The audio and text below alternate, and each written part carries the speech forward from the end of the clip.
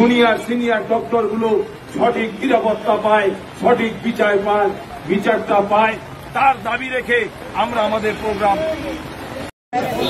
এখানে যারা উপস্থিত হয়েছেন আজকে আমাদের কর্মীরা, আমরা বিগত দিনে দেখেছি রৌদ্র ঝড় বৃষ্টির মধ্যেও আজকে বৃষ্টিতে দাঁড়িয়ে যে সমস্ত কর্মীরা এখানে উপস্থিত হয়েছেন সবাইকে অসংখ্য ধন্যবাদ।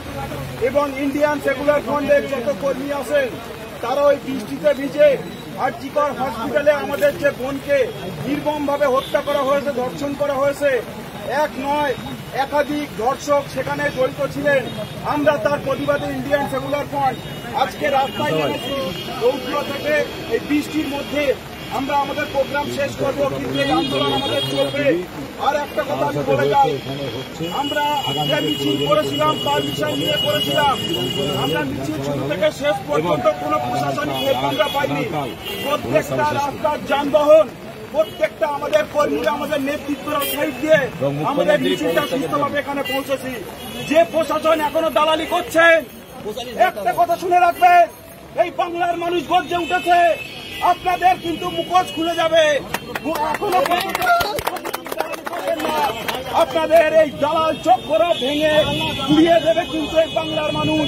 মা বোনেরা গর্জে উঠেছে। আগামীকালও ইন্ডিয়ান সেকুলার ফ্রন্টে অভিযানে আমরা যাব এবং যে দালাল, যে পুলিশ, এই মুখ্যমন্ত্রী, স্বাস্থ্যমন্ত্রী, পুলিশ মন্ত্রী যদি পদত্যাগ না করে তাহলে এর বিচারে মুখ্যমন্ত্রীকে করতে হবে, যদি না করে পদত্যাগ করতে হবে।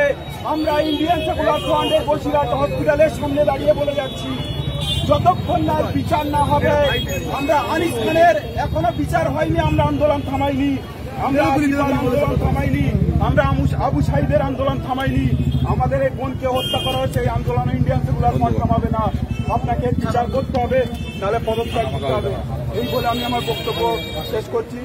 সবাই সুস্থ থাকবেন, ধন্যবাদ। আমি আক্তার রহমান বিশ্বাস। না দাদা বলছিলেন ধন্যবাদ আক্তার রহমান ভাইকে ধন্যবাদ জানাবো। বিশেষ করে ধন্যবাদ জানাবো যে ভাইরা আজকের দিনে দাঁড়িয়ে তিলোত্তমা সহ পশ্চিমবাংলার চলমান পরিস্থিতির ওপরে যেভাবে শাসক দলের গুন্ডারাজ যেভাবে মেয়েদের ওপরে, ছেলেদের ওপরে যেভাবে অত্যাচার করছে, বিরোধীদের ওপরে যেভাবে অত্যাচার করছেন এবং দেখে দেখে মানুষ হত্যা করছে, সেই সরকারের বিরুদ্ধে যায় ভাইগুলো আজকে এই মুষলধারে বৃষ্টি হওয়ার পরেও ভিজতে ভিজতে আমাদের মিছিলে অংশগ্রহণ করেছে। তাদেরকে আমরা আমাদের অন্তরস্থল থেকে ধন্যবাদ জানাবো। এই লড়াই যেন আগামী দিন পর্যন্ত জারি থাকে।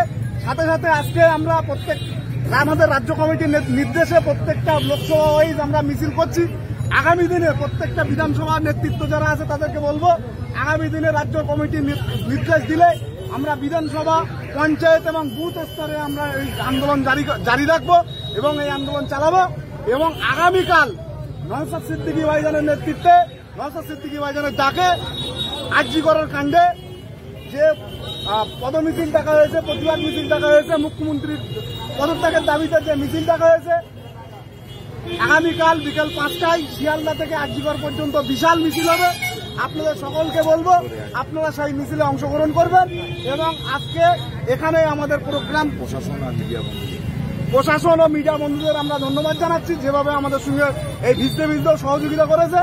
করার পরে আজকে আমরা এই প্রোগ্রাম এখানে আমরা সমাপ্তি করছি। আপনারা যে যেখান থেকে এসছেন সুস্থভাবে বাড়ি ফিরবেন। বাড়ি ফিরে আপনাদের উচ্চ নেতৃত্ব যারা আছে তাদেরকে রিপোর্টটা জানাবেন।